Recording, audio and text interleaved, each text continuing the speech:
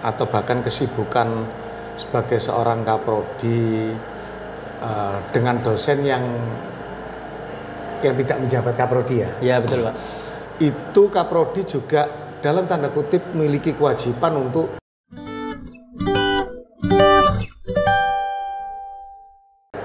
Assalamualaikum warahmatullahi wabarakatuh. Halo semua, dimanapun kalian berada, kenalin aku Naval Pranata sebagai host di sini, host pemula, ya bisa dibilang host-hostan lah ya. Kamar mandi di luar, 500 sebulan dan khusus putra. Beberapa menit ke depan, aku akan menemani kalian dalam program FDK Talks.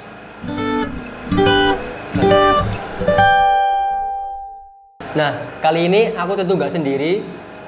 Aku sudah mendatangkan seorang narasumber yang sangat inspiratif dan sangat terkenal di kampus UIN Sunan Ampel, Surabaya.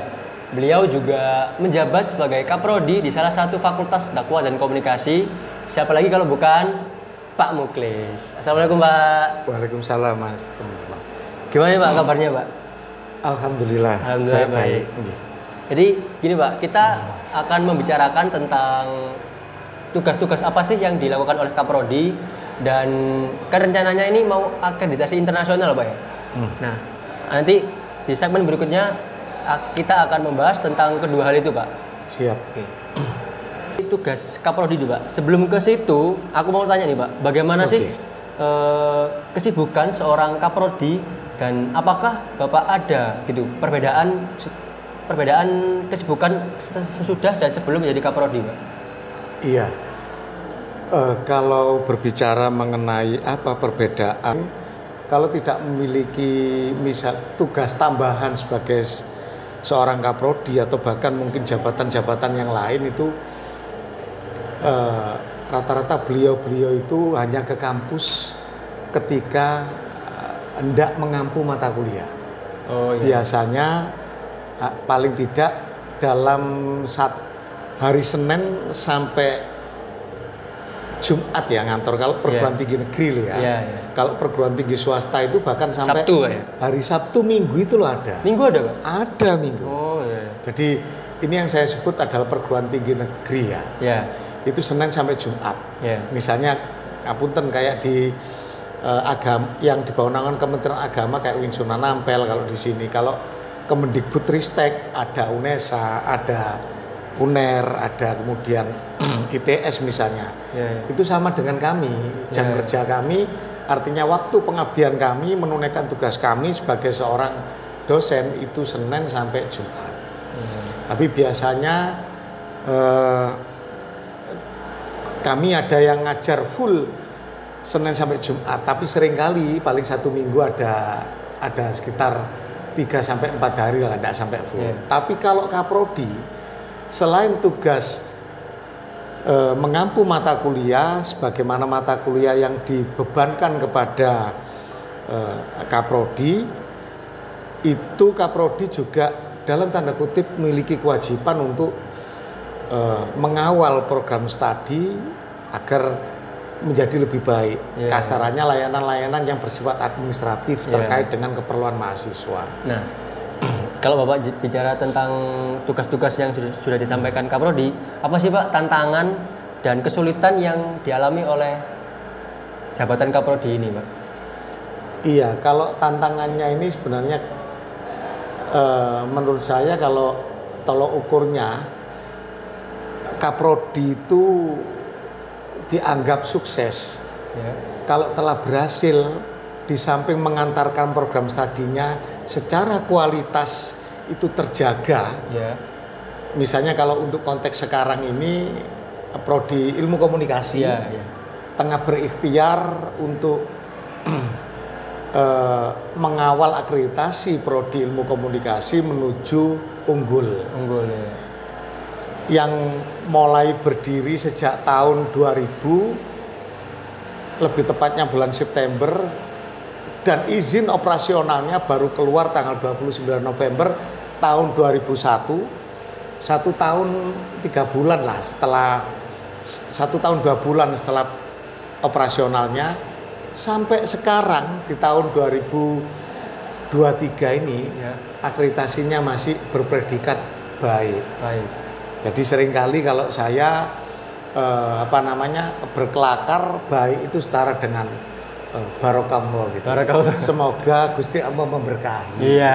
Nah sekarang ini Gusti Allah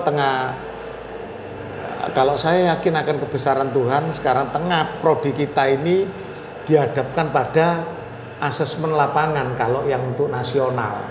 Dan untuk internasional, akreditasi internasional, alhamdulillah ya harus kita syukuri bareng-bareng prodi kita ini saat ini tengah diakreditasi internasional dan satu-satunya prodi yang ada di Fakultas Dakwah yang diakreditasi internasional. Insya Allah kalau Gusti Allah menghendaki rangkaian akreditasi internasional itu akan selesai nanti di bulan Oktober. Tinggal nunggu hasilnya kemudian. Itu. Dan kalau panjenengan bertanya apa tantangan-tantangan ini? Ya tantangannya itu tadi. Bagaimana saya mengawal dalam tanda kutip ya sebagai orang nomor 1 di program studi ilmu komunikasi ini bersama-sama dengan segenap SDM yang dimiliki oleh prodi ilmu komunikasi, baik itu Bapak Ibu dosen prodi ilmu komunikasi yang berjumlah kurang lebih 14 orang yang masuk home base di prodi ilmu komunikasi, serta mahasiswa yang saat ini mahasiswa prodi kita yang aktif sampai saat ini kurang lebih 552 mahasiswa untuk bersama-sama bergandengan tangan mengawal kredibilitas program studi kita untuk menjadi lebih baik. Gitu. Tadi Bapak mengaitkan dengan SDM mahasiswa gitu Pak. Nah, kalau misal ada gini Pak, ada mahasiswa Ilkom kan tentunya punya potensinya masing-masing ya Pak. Ada yang editing, ada yang broadcasting gitu-gitu. Nah, apa sih Pak program yang sudah dijalani atau sudah ada menjadi kaprodi gitu Pak untuk mewadahi minat bakat mahasiswa-mahasiswa ini? Iya, jujur kalau kapasitas sebagai kaprodi, kebetulan karena kaprodi ini juga di bawah naungan jurusan dan fakultas, Mas Gi.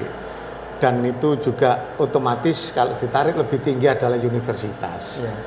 Saat ini setahu saya program studi ilmu komunikasi ini hanya memiliki semacam wadah yang dinamakan laboratorium yang berada di bawah naungan prodi ilmu komunikasi. Walaupun tidak satu-satunya, artinya tidak dimonopoli semata oleh prodi Ilkom, ada prodi KPI, komunikasi penyiaran Islam ada DTV, dakwah televisi, kemudian ada Sufada, suara fakultas dakwah, gitu. Terus kalau pangapunten, kalau lab fotografi saya belum pernah mendengar.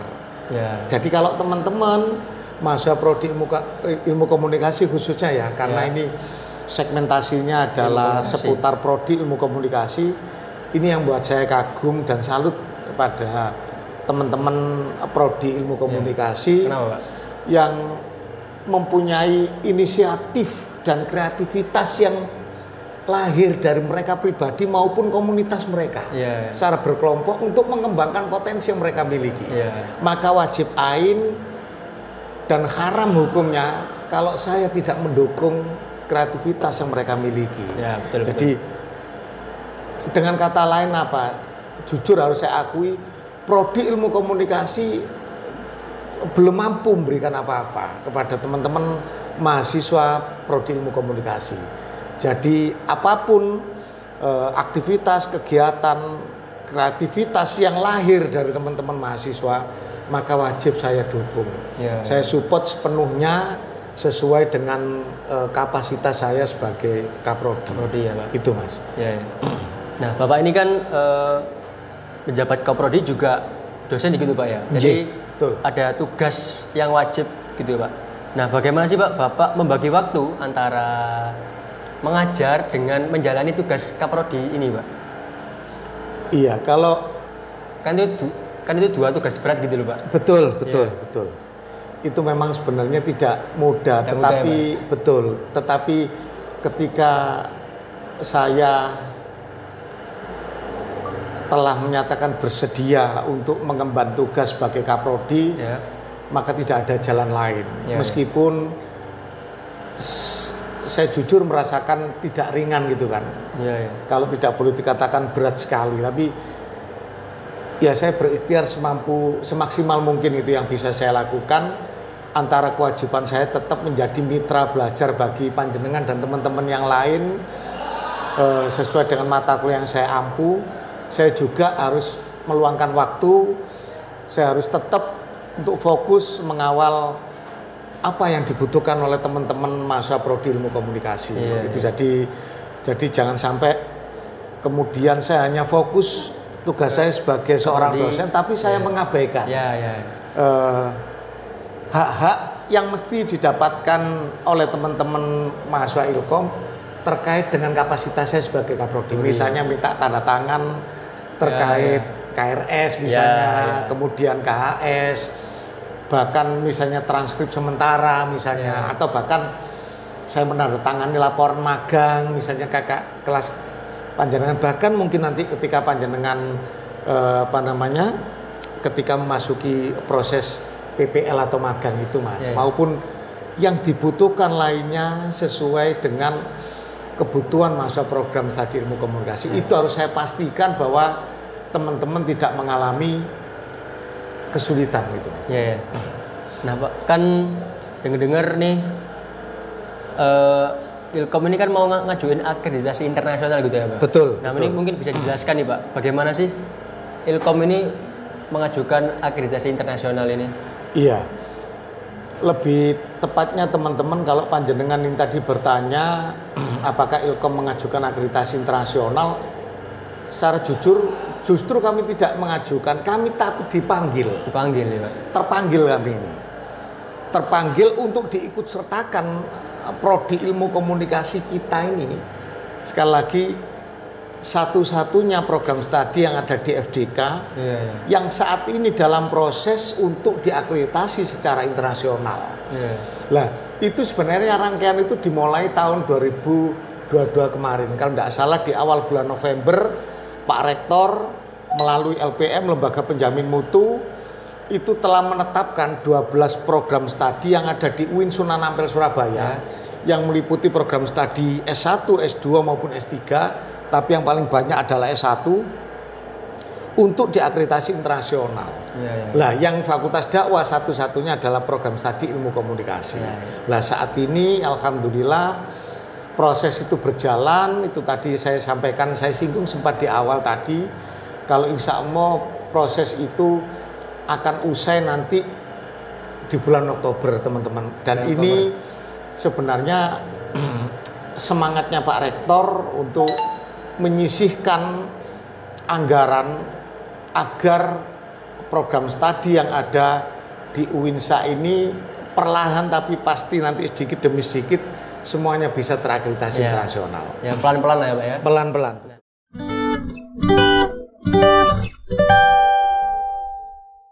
Untuk mungkin mengakhiri video ini Pak, mungkin ada kata-kata gitu atau pesan-pesan buat mahasiswa bebas tentang apapun Pak. Terima kasih teman-teman.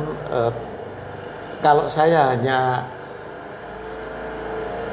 berpesan kepada teman-teman mahasiswa ilmu komunikasi, yang pertama jadilah mahasiswa ilmu komunikasi yang yang benar-benar mahasiswa gitu. Jadi artinya panjenengan ini semuanya